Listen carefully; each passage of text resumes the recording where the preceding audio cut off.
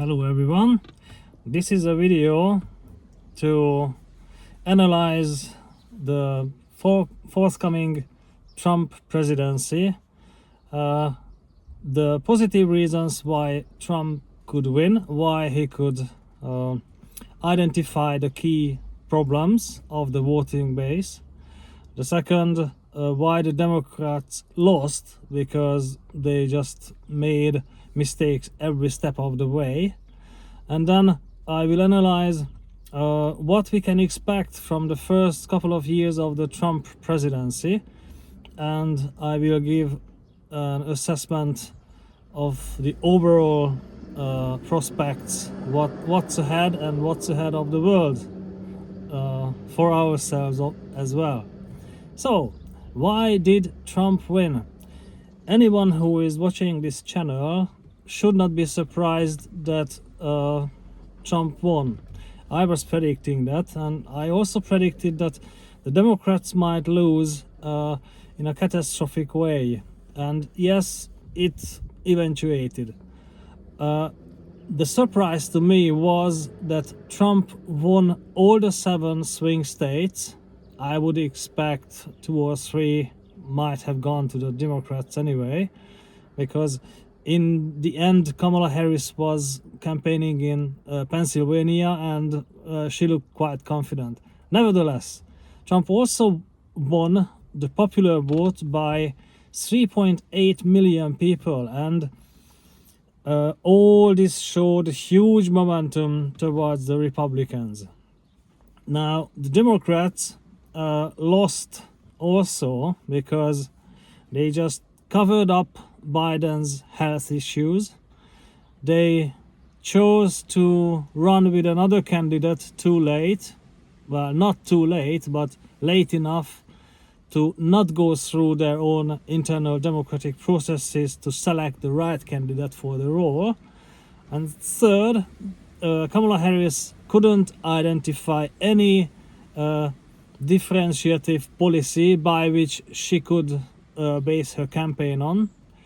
Fourth, Kamala Harris was actually an incompetent candidate. She shouldn't run at the first place. Now, I'll add this all up, and yes, it's a Trump landslide. Now, Trump identified one serious problem in the American society, and this problem is the tensions of the precariat class. Now, what is the precariat? The British scholar Guy Standing analyzed recent labor market and employment issues, and he found that after the 1980s, all those jobs that were decisively provided for white blue-collar workers, now those jobs were disappearing in the United States and in other Western countries as well, mostly in the Anglo-Saxon world, but in Europe too. And these jobs were stable in a way that one could join a company and could work there 30-35 years all along their life. They could expect promotions after a while. The longer they worked at a corporate, the larger the chances were for a promotion. Their income were salaries, and it's important they could rely on a predictable income. Now, when these jobs were reallocated to other developing countries, mostly to China after the 1980s, these by the way, until these jobs were secure, Milton Friedman could argue that actually illegal migration to the United States was welcome, because illegal migrants did those jobs what the overall population was not willing to perform. Because they earn money, they also paid income tax, and because they made their living there, they paid value-added taxes as well. So, but they were not entitled for any social benefit or healthcare services. Now, this was a big advantage, to be fair, quite a nasty one, but after they got legalized, they were provided all the social welfare services, and the big advantage has gone. Now, when the manufacturing workers were laid off in mass numbers, these workers could not find jobs only in the so-called gig economy. Now, what is this? It is very small services, 1 hour cleaning, 1 hour maintenance job, driving a taxi part-time or just on casual basis. Altogether, they couldn't rely on a stable, predictable income. Not anymore, no more. Every day they were struggling to get enough hours in their jobs, if there were any. And this class, which is living in unsecured, precarious conditions, has been growing since the 1980s. And this is the class which provides the strongest voter base for Trump. Trump identified it well that most of the American families got poorer and poorer during the last 3 or 4 decades. And on top of all this, these are the jobs in the gig economy where illegal migrants do compete with the locals. So unfortunately, when Trump oversimplifies the problem that illegal migrants are stealing Americans' jobs, he is actually not lying. Unfortunately, he is right, and he precisely pointed to the largest problem. Now, no one can compete with him because, yes, he identified this, and he made a promise. He made a promise to make America great again. What that would mean is nobody really knows, but the hope of the precariat, roughly 40% of the voting population, is huge. 40% is huge. Similar numbers are present in other Western countries, ranging from New Zealand to Germany. So it's not a joke. 40% is large. I am not certain of the numbers, but probably the German far-right party, the Alternative for Deutschland, or Alternative for Germany, can base their votes mostly on the precariat. Those German workers who tend to have lost their jobs. Anyway, coming back to America. Now, this voter base is very stable for Trump, and he couldn't really make any mistake. Now, on the other hand, what is he promising? We don't really know.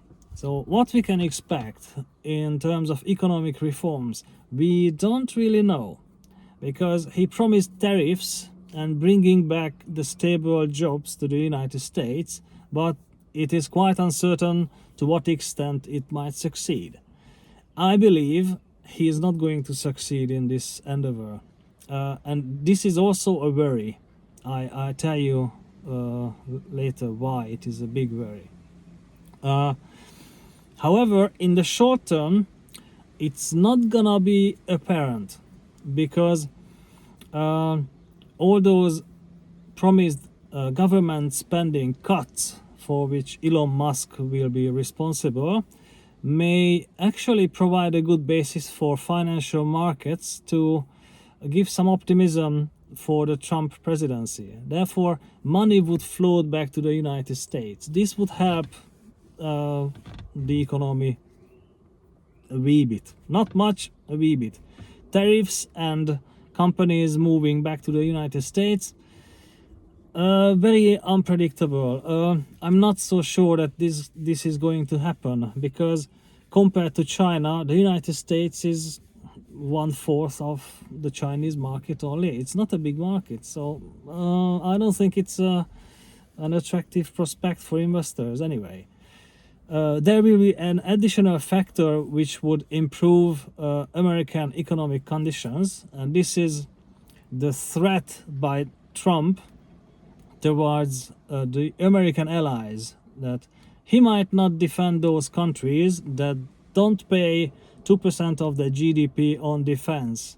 Now, these countries, after the threat, will increase their military spending, which would allocate more and more resources to American weapons manufacturers. This will also improve the American trade balance. So, after all, in the short run, this would give some optimism about the US economy. In the long run, I'm not so sure, because those jobs that were gone since the 1980s might not come back during a short period of time.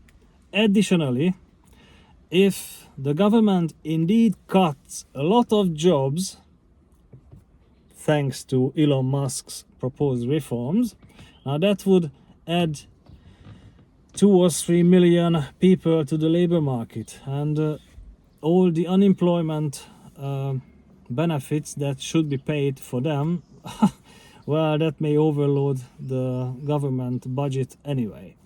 And this would cause an economic decline. I'm pretty sure of this. So within 4 years, this is quite likely. Now, there are two good aspects of the Trump presidency. One, the woke hiring practices, when diversity, equity, and inclusivity were preferred instead of skills. Now these will be gone for good. So hopefully a fairer society will be built in the United States. This is one, and actually the new appointed defense minister, Pete Hegseth, also promised this. He would also fire those who participated in hiring based on the DEI, diversity, equity, inclusivity basis. That's a bit of an overreach. I don't agree with that, because they were just making orders. They executed what the policy expectations were from them. But yeah, he might do it. I don't really know what the extent, how many military personnel that would affect, but yes. Now, this is one good aspect of the Trump presidency. Second, in 4 years, Trump can no longer run for the office. That's good. That's good. Now, all the positive aspects end here, because otherwise, in terms of foreign policy, the nominee for Secretary of State, Marco Rubio, is an interventionist. He might go to war with Iran, or maybe even with China. It doesn't look good. And everybody else who Trump picked are actually also interventionists. So it's not a good look for foreign policy. Therefore, the world will be less secure, unless the promise that Trump might bring peace to Ukraine within 24 hours after he is enacted. Unlikely. It's not gonna happen. Now, if I can pick one policy area that would be the most chaotic, I would say it's gonna be healthcare. Robert Kennedy Jr. was appointed as the next Secretary of Health and Social Services. Wow, he is a vaccine skeptic. He doesn't believe that historically vaccines did any good. Now, okay, about the recent vaccination programs, he might be right, but historically, I don't agree with him. Rubiola, polio, they all gone because of mass vaccination programs all around Europe and in America. So that's a chaotic outlook. And on top of all this, I will compose a separate video about Elon Musk and his possible role in politics, but it seems that Elon Musk will be busy by developing his rocket so people can travel to Mars by 2028. Either this will become a new unfulfilled promise, or no, I don't think he's gonna make that promise, and I don't think he's going to succeed in cutting $2 trillion from the 6.5 trillion federal budget. It doesn't look likely. Sorry, Elon, you are out of your class. Sorry.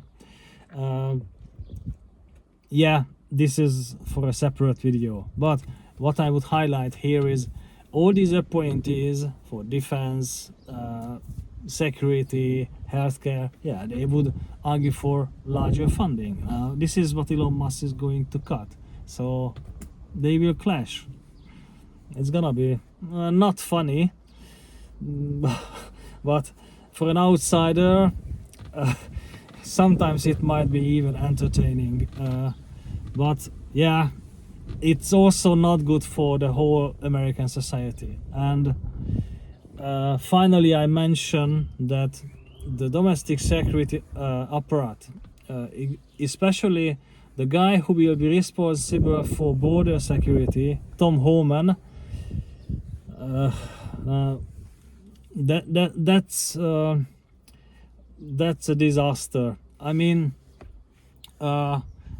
politics is about being polite. Now, this guy isn't polite at all.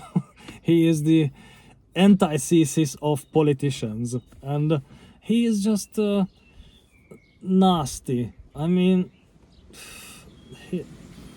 he is arguing always that he is actually saving lives when he makes inhumane practices by separating family members from one another because of illegal migration. Now, and his argument goes as when a parent commits a crime and goes to prison, the parent is also separated from the child. Yes, but not into a different country. No, in the same country.